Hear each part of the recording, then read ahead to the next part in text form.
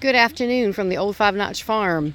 Wanted to update you guys. Primo's doing wonderfully. Might have seen on our Facebook post, we had a fighting tooth tear in his neck. Our vets did an awesome job stitching him back together, only to have him rip 5 of the 6 stitches out over the weekend. So he's doing great, granulating in. He's going to have a little bit more of a scar, take a little longer to heal, but he's doing wonderful.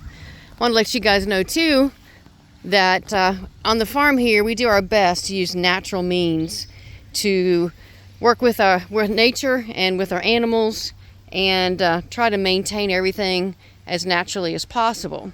With that being said, if you look along the edge of the pond here, that is duckweed.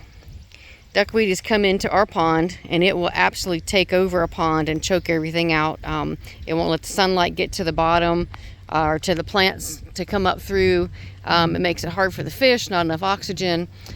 So we looked into some grass carp. They're sterile grass carp. We had some in our pond years past. They live at the most 10 years. They get huge, and all they eat is grass.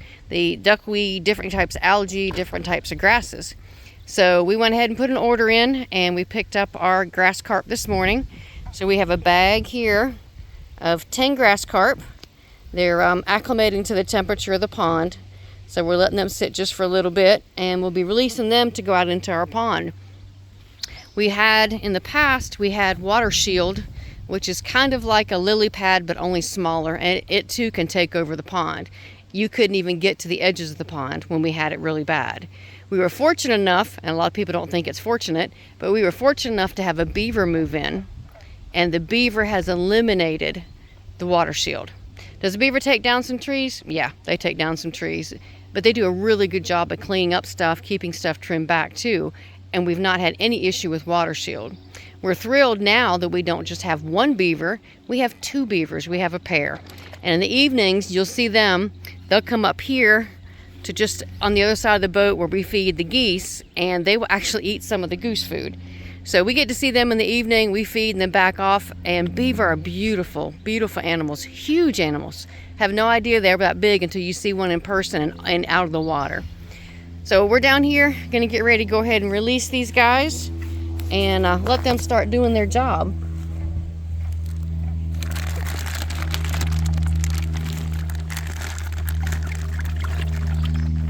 See if you guys can see them down in there.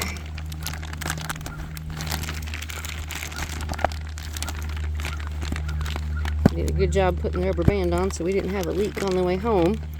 And you can order these, and I'll put a link in the notes, and you guys can order some of these. They have all kinds of other fish as well. They've got bass, they've got bluegill, they've got catfish. See if you guys can see those guys in there. So we're just going to release these guys and let them go about to do their job. There they go. And with 10 of them, as recommended, 10 to 12 in a 1-acre pond. Let me get these rubber bands so nothing eats the rubber bands. 10 to 12 in a 1-acre pond. They said if you have a major grass problem, they can clean it up in as little as 2 months. They will maintain it. And with 10 in our pond's about 1 acre.